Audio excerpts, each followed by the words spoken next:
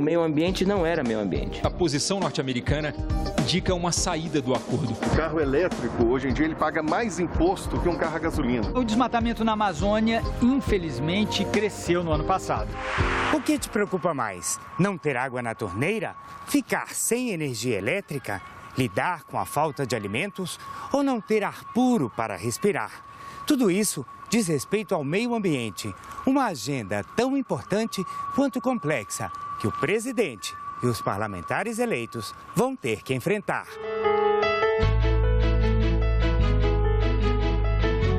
Tudo que está relacionado ao nosso bem-estar, à preservação do meio ambiente, problemas ligados, por exemplo, ao aquecimento global, à destinação de resíduos sólidos, impacta para o curto prazo, ou seja, para o agora, para o amanhã, para um médio prazo, que seria para 4, 5, 10 anos, e para um longo prazo. A gente tem algumas candidaturas que dialogam melhor com essa perspectiva de longo prazo, mas em sua maioria não.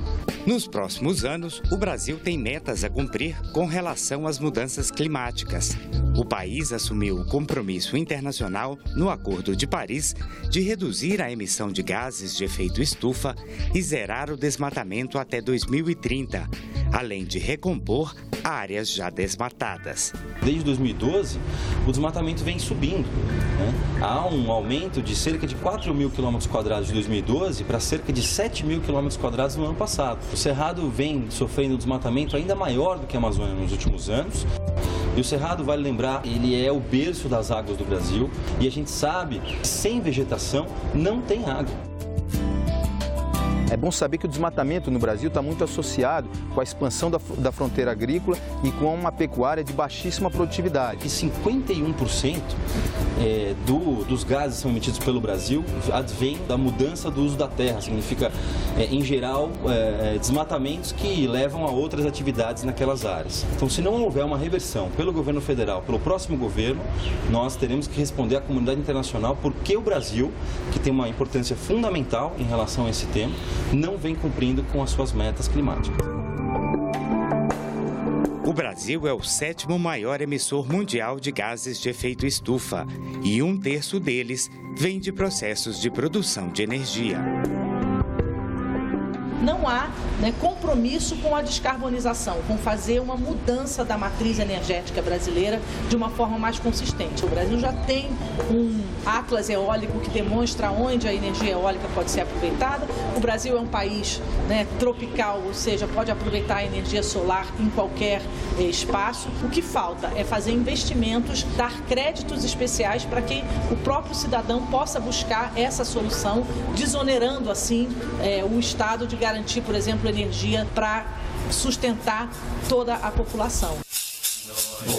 A regularização fundiária e a criação de áreas de conservação e reservas indígenas são caminhos para a redução do desmatamento.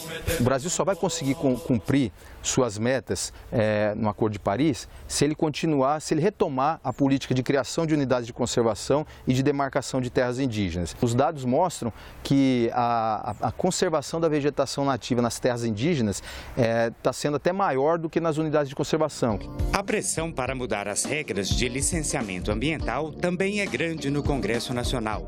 Há mais de 2 dezenas de propostas em análise. O licenciamento ambiental é o principal instrumento da política nacional do meio ambiente. O próximo presidente ele tem que focar na melhoria desses padrões, né? Que são os padrões de licenciamento, os padrões, para que não aconteça, por exemplo, o que aconteceu com Mariana.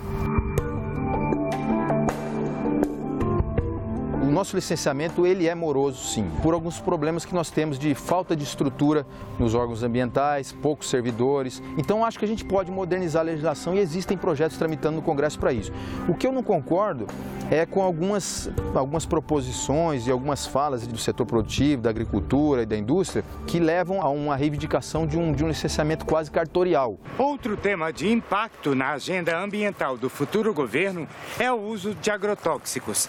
Setores agrícolas agrícolas querem retirar da Anvisa e do Ministério do Meio Ambiente a atribuição de analisar os produtos a serem liberados no Brasil.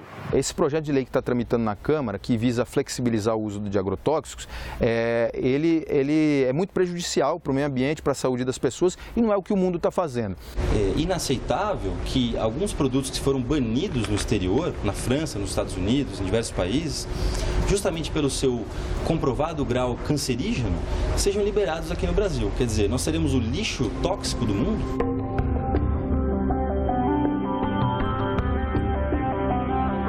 A falta de saneamento básico também afeta a saúde dos brasileiros.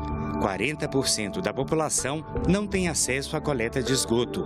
O Plano Nacional de Saneamento Básico prevê a universalização das redes de água e esgoto até 2033. A gente tem que aumentar em 62% os investimentos que a gente tem em saneamento. No ritmo que a gente está investindo hoje, a gente vai conseguir essa universalização que está prevista para 2033 no Plano SAB, só em 2050. Parte das prefeituras não tem o dinheiro para investir, mas há a possibilidade de fazer parcerias com o governo federal, mas tem possibilidade de parcerias público-privadas. Boa parte dos resíduos vão para os rios. Tem uma série de problemas de saúde óbvios, né, que todo mundo pode constatar, mas para além disso, você encarece o tratamento de água, você torna a captação de água mais distante.